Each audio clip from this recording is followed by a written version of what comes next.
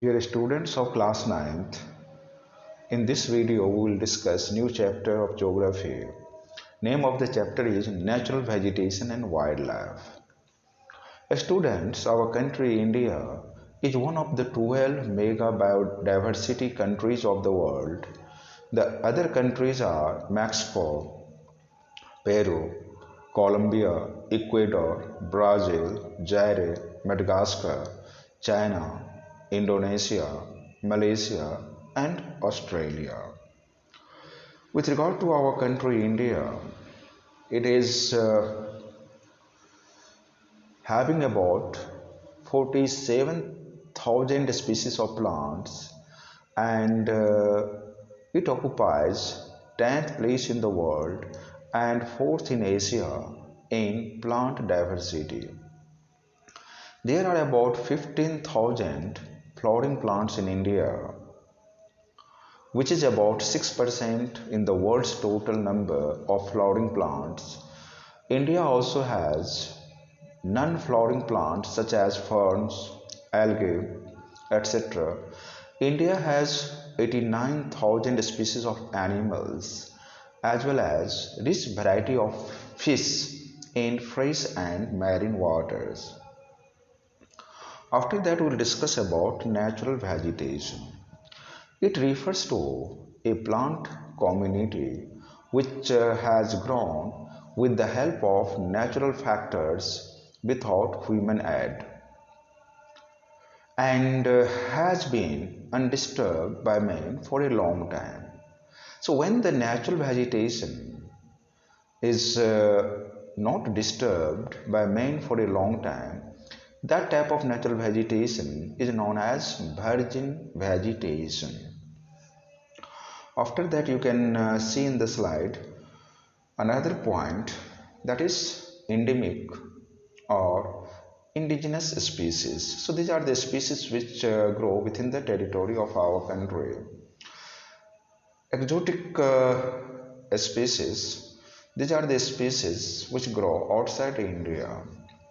And with regard to the biotics, what we are getting in the biosphere can broadly be divided into two main types or the categories: flora and the fauna.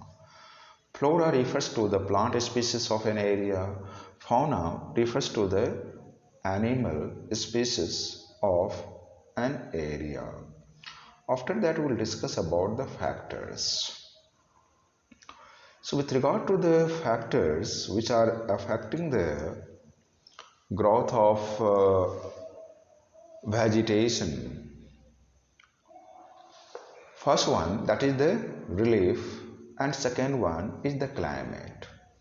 So first we will discuss about relief. In the relief, first factor is land.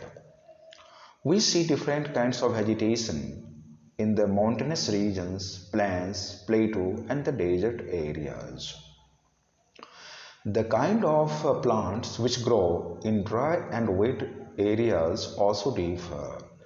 The land influences the natural vegetation. The fertile land is used for cultivation and growing crops. The woodland and grassland grow in rough terrains and slopes. The next one is soil. It differs from place to place and each soil has different characteristics and support different types of plants. You can take the example of the dry sandy soil of the desert which supports cactus and thorny bushes.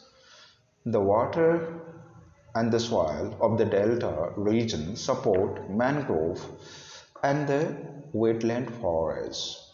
After that, climate. In the climate, the first one is temperature.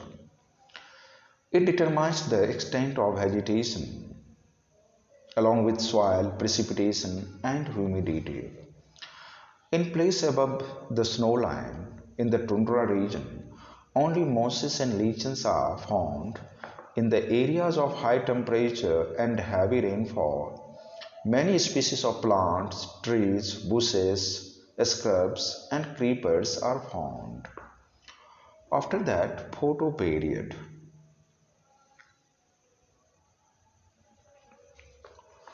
The amount of sunlight received by a place depends upon the latitude of a place, altitude, season, and the duration of day.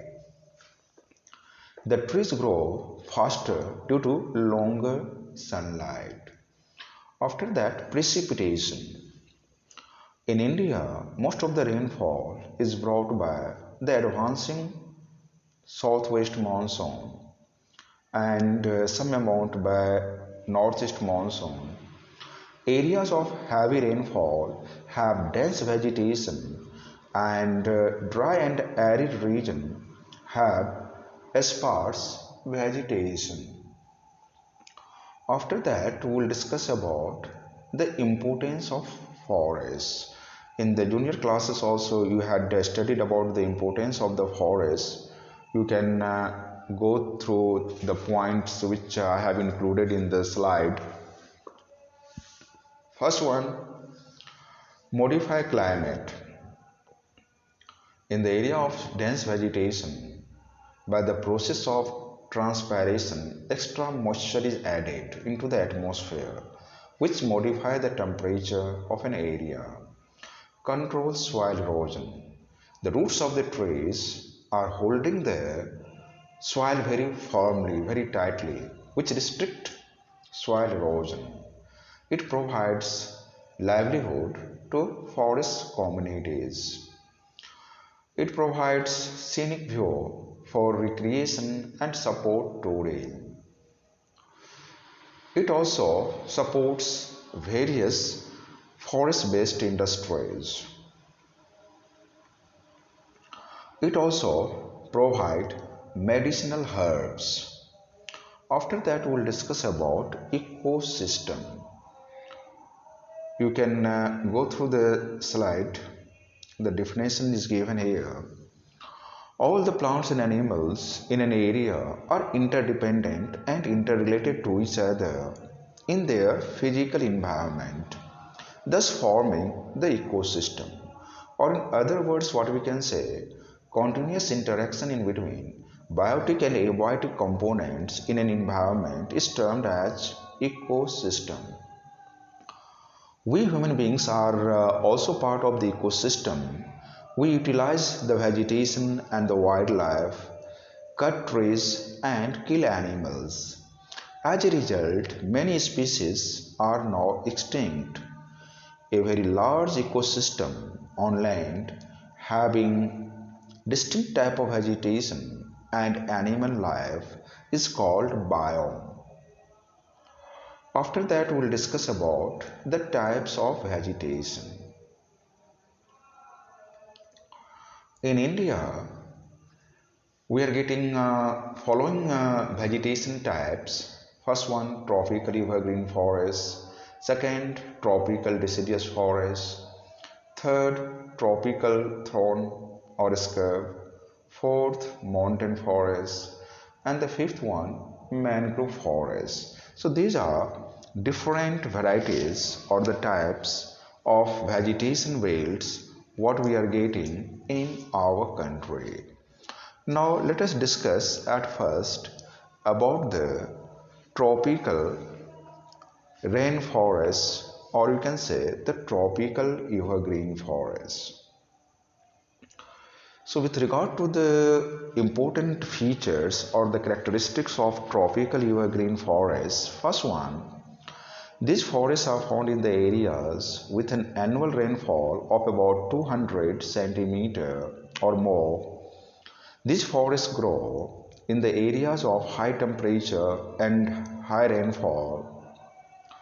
In these forests, trees grow very vigorously, reaching heights of 60 meter and more. These forests yield hardwood trees. These forests we are getting in the rainy parts of Western Ghats, Assam, West Bengal, island groups of Lakshadweep and Andaman and Nicobar, and some parts of Odisha. The important varieties of trees what we are getting in this type of forests are ebony, mahogany, rosewood, rubber, cinchona, sesame. Another important characteristic of this forest is that a large number of species are found together. Hence, it creates difficulty in the commercial use of any particular variety of trees. About the tropical deciduous forests we will discuss in the next video.